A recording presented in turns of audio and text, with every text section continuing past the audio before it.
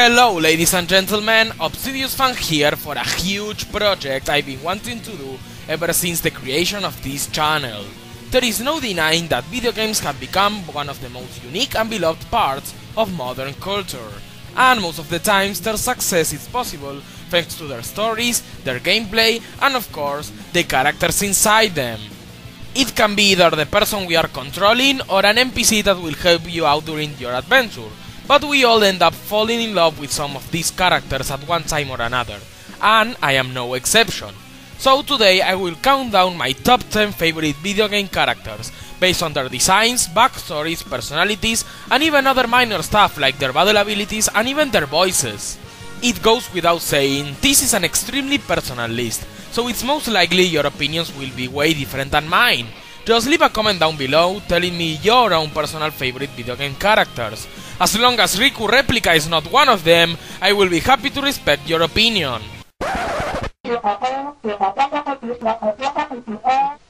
What? I sound like an asshole? Okay, I will respect your opinion anyways. As always, the classic rules apply. One character per franchise and only from games I played. Do I seriously need to repeat these rules on every countdown? And before we start, I have to warn you, I will not hesitate in explaining the backstories of all the characters featured here. So, if you see a game series you never played on a segment, I recommend you skip it, because spoilers will be as frequent as Sabbats in a cave. So, now that everything has been settled, let's cut the talk, sit down and begin my top 10 favorite video game characters. I said my sword was a tool of justice. Not used in anger. Not used for vengeance. But now I'm not so sure. And besides, this isn't my sword.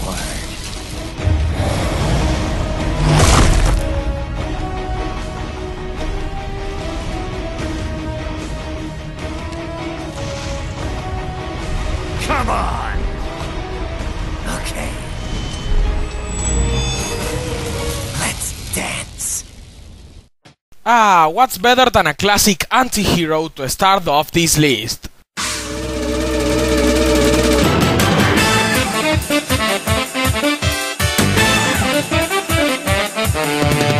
In the words of other countdown makers, Meta Knight, fuck yeah! Indeed, my 10th favorite gaming character and favorite Kirby character is none other than the badass warrior Meta Knight. What's not to love about him? Meta Knight is the quintessential anti-hero of the Kirby franchise. He's a recurrent character in almost every game in this series, and most of the times, he's believed to be a villain until it's ultimately discovered he's trying to help Kirby and his friends. All of this makes Meta Knight one of Kirby's most trustworthy and overall powerful allies. And talking about power, I can't ignore how ultimately badass, cool and overall powerful this warrior is. Armed with just his golden sword Galaxia, his cape/wings and of course his experience in fighting, Meta Knight has shown to have the personality of an honorable fighter.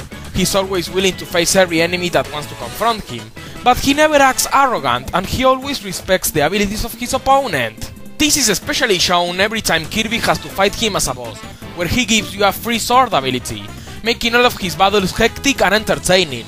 But if fighting Meta Knight was not already epic, how about playing as him in the different extra modes in Kirby games? No, that was just epic, especially when he faced Galacta Knight.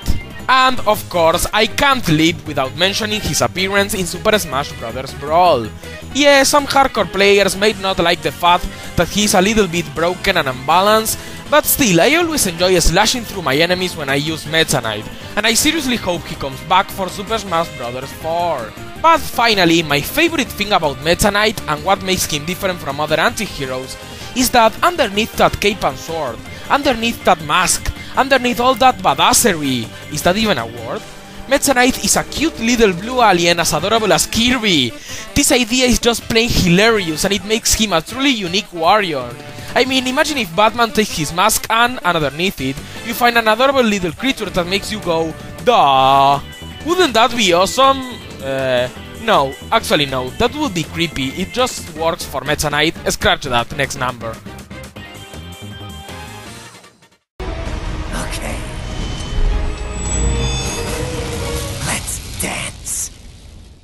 When it comes to Link's companions in the Zelda series, people tend to exaggerate the negativity towards them. Navi, Tatsul, and especially Fi, they're actually really likable.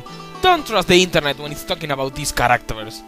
Well, technically I'm from the internet, so there is no reason you should trust me as well, so do whatever you want. However, something I have to agree is that Navi, Tatsul and Fi are nowhere near as good sidekicks for Link as Midna from The Legend of Zelda Twilight Princess, my personal favorite companion in the franchise, and with good reason. Midna is a royal Twilight from the Twilight Realm who has been overthrown from her throne by Sand, who also plays a curse on her that makes Midna look like a weird yet somewhat adorable little beast. So, during the rest of the game, Midna will help our hero Link on his quest to get the Fused Shadow and get revenge on the evil Usurper King. Like I mentioned on my review for Twilight Princess, Midna is one of the most unique characters in the Zelda series. She's nowhere near as whimsical or cheesy as other magical beings. She's sadistic, sarcastic, and pretty much everything she says brings a smile to my face. Some people may find her way too cruel for their taste, but given everything she went through, I perfectly understand why she is such a bitch. And by the end of the game, she truly developed into a true friend to Link and Zelda. Gameplay-wise, Midna is the most useful companion any reincarnation of Link ever had. She can use the Portal of Twilight to warp Link to any location of Hyrule, transform him into a wolf at any time, and when she does this, helps him fight with some incredible powers, and of course, she will give you any hints that you will need to progress through the game without holding your hand. Overall, Midna is truly a unique and dark character in The Legend of Zelda, and I just slightly prefer her over Link and Girahim as my favorite character of this franchise because of all of this. And at the end of Twilight Princess, her true form is shown as a beautiful princess, so kudos for that. Hey, how you doing? Okay. Let's dance. The number 8 spot is for none other than Rasputin. Grigory Rasputin was a Russian peasant, mystic, and private advisor to... What? What do you mean I got the wrong Rasputin? He isn't a video game character? Oh yeah, no, I understand, sorry, my mistake. The number 8 spot is actually for Rasputin Aquato, protagonist of the underrated masterpiece, Psychonauts. Tim Schafer really managed to develop a colorful and creative world, full of likable characters that remind me of classic Cartoon Network or Nickelodeon cartoons. However, I had to pick just one character and I went for the awesome protagonist of this game. Rasputin, or Ras for short, is a 10-year-old boy who was raised in the circus. He showed signs of psychic powers at a young age, but his father pushed him to constantly practice difficult acrobatics, leading Ras to believe that his father hated him for having psychic abilities. This led him to escape home and infiltrate Whispering Rock Psychic Summer Camp, a secret government camp for the training of psychic agents known as Psychonauts. Of course, the authorities of the camp don't want him there, and Ras was rejected by most of the campers and their teachers. However, as soon as weird stuff starts happening to the campers, it's up to Ras to save the day and become a true hero. Rasputin's backstory is really effective, as it makes him the underdog type of character, rejected by everyone at the beginning, but he ultimately ends up saving the day. We may have seen this type of character many times before, but Ras may just be one of the finest examples. Personality-wise, Rasputin is just awesome. He just cracks me up every time he speaks. He truly shows he's a circus performer, good-hearted, naive, but he always knows what to say and he's always willing to help anybody, no matter how weird he or she is. And let's not forget all the epic psychic abilities that he learns and uses. Pyrokinesis, telekinesis, levitation, and much more. These abilities are what make Psychonauts such a fun game. Overall, Rasputin has a great backstory, with a truly lovable personality and incredible psychic skills. He truly is a great protagonist for a great game. Oh, and he's voiced by the same guy who did the voice of Invader Sim. I've never really liked that show, but if you did, well, now you know, I guess. Okay. Let's dance. She is literally a cute blonde cheerleader with a giant chainsaw that kills zombies. I really feel I don't need to explain it anymore. Next entry! Okay. Let's Okay, I will tell you why Juliet Starling from Lollipop Chainsaw is one of my favorite video game characters. Number 7 to be specific. Now, all of you nincompoops may be thinking that the main reason I like her is because of her appearance. But you would be wrong. I do not love Juliet just because she's attractive. I mean, what I was talking about? Obvious sex appeal aside, Juliet Starling may look like a generic character at first. You know, a dumb, superficial cheerleader that is popular at school. We've seen this type of character many times, oftenly as the villain of a silly high school drama. However, the outcast of her school, Swan, unleashed a zombie apocalypse right on her 18th birthday. So, who is going to save the day? A badass male zombie hunter like we've seen many times before? Well, it turns out the hero, or heroine, this time is Juliet herself. She's part of a family composed entirely by zombie hunters, and she's a master chainsaw wielder. Now it's up to her and the head of her boyfriend Nick to kill the zombie overlord summoned by Swan and save the day to return home safely to try out her birthday cake. Having a character like Juliet Starling as the protagonist of this eccentric adventure was just a genius idea by developers Suda 51. This is not the kind of zombie hunter you would expect from a game, but it managed to work so well. Juliet herself is energetic, enthusiastic, and yeah, kinda stupid, but adorable at the same time. And like the rest of the game, Juliet is pretty hilarious if you ask me. She really goes through a development from superficial cheerleader to a likable and badass zombie hunter protagonist. Oh yeah, and she's voiced by Tara Strong. She gets major points for that. My favorite thing about Juliet Starling is her interactions with other characters, especially the head of Nick, the voice of reason in all of this insanity. She's having fun while he's terrified. She cares about how she looks, while he's worried about all the zombies attacking them. Their chemistry just works perfectly for this game. And it goes without saying, her skills with that chainsaw are just unbelievable, and it's the key for the satisfying and entertaining combat of this hack and slash game, especially during boss battles.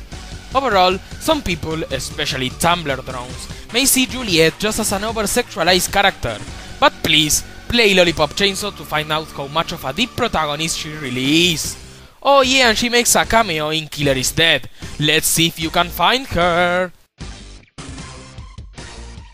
Okay. Let's dance. The number 6 spot is for Dante. Yep, but you can call me Dante the Demon Killer. Has a nice ring to it, don't you think? Oh no, not that Dante. Oh my god, I won! Oh my god, I won! I promise I won't make more unoriginal jokes about the new Dante, at least until I play the game. But that's beside the point. This spot is actually for Dante from the classic Devil May Cry games. I think it's safe to say that everyone who played a DMC game before would probably have this half demon, half human hero on their favorite characters list. And with good reason. He's just so charismatic. Dante is the son of a woman named Eva and a legendary demon knight named Sparda. Despite his odd origins, he decided to stick on the good side and save the human race from demons and Mundus, who is pretty much the devil, many times. This is especially thanks to his incredible abilities on the battlefield, wielding the legendary sword of his father, the Yamato, his double guns, Ebony and Ivory, and various other weapons, both melee and ranged. He can slash through tons of enemies and giant bosses with tons of style. Personality-wise, Dante was a pretty cool guy in the first game. Confident, badass and heroic. You will enjoy playing as him, but he won't particularly stick in your mind for too long. In Devil May Cry 3, however, is the game in which I like him the most so far. Just one look at the opening cutscene and you will see what I'm talking about. One badass scene in which Dante kills tons of demons while eating a piece of pizza and listens to rock music on his jukebox is just too awesome! During the rest of the game, Dante is as charismatic as you can get. He's witty, funny and badass, but he does start to get some development when he defeats his brother Virgil, which made him a little bit more serious, which is probably the reason of why he's more silent in the first game. One last thing I love about this Dante is his design. I don't know why, but it's just so iconic and memorable. The white hair, the red coat, and heck, even his name referencing Dante Alighieri, author of the Divine Comedy, is kind of cool. Now, the reason Dante can't be any higher is because I still haven't played Devil May Cry 4, and I know for a fact that his personality becomes even better in that game. Don't worry, I am planning on buying the MC4 for my PS3 sometime this year, and I am sure I will like Dante even more after playing it. Okay. Let's dance. As odd as this may sound to you, it has been really hard for me to choose a representative from the Pokemon games to put on this list. I mean, we have Ghetsis, Colress, AC, or motherfucking N. These are all amazing and developed characters from this amazing series of RPGs. But at the end, I narrow it down to two options: Cynthia from Gen 4 or Bianca from Gen 5. Now this is the point in the countdown where I will get tons of weird looks. Why am I comparing the badass champion from Sinnoh with the silly and minor character that was one of the rivals from Unova? Well, to be honest, they are so different that I just couldn't choose one over the other. So yeah, the number 5 spot is shared by both Pokegirls, and trust me, I don't like them just because they are young, attractive women. Although, that's pretty awesome. Let me quickly explain why I like them so this shared spot doesn't get too long. First we have Cynthia from Pokemon Diamond, Pearl and Platinum. As usual, she's an NPC that will help you out many times during your adventure, until you finally discover she's the champion of Sinnoh. What a twist! Of course, Cynthia herself is an experienced trainer with lots of variety in her team. Heck, her main Pokemon is Garchomp, which is my favorite Pokemon. Finally, while she may be intimidating and well, very badass, both the game and especially the anime have shown us that she's also good-hearted, supportive and overall one of the most likable Pokemon characters. And you have no idea how glad I was to see her as a bonus boss in the Gen 5 games. Now let's go into Bianca. She's the best friend of the black and white protagonist, a brand new trainer that actually had many problems when starting her Pokemon adventure, since her father thinks Pokemon were too dangerous and his daughter was not ready to go on a trip. After some help from the gym leader Elisa, she finally managed to get her Poké adventure. So when it comes to character motivations, Bianca is kind of deep if you think about it. She's a clumsy and naive yet adorable and charismatic rival. Heck, her designs are just so cute! She obviously cares for both her friends and her Pokemon a lot.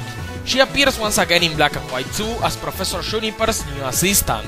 And obviously, she's a charismatic and hilarious as always. So I was really happy to see her come back in this sequel. I know a lot of you are still baffled by the fact I am having a tie between Cynthia and this minor character, but Bianca managed to make me smile every time she appeared on the screen. Now that's a sign that the character really hit a soft spot for me. In conclusion, Cynthia is a badass and supportive champion from Generation 4, while Bianca is a clumsy and deep rival from Generation 5.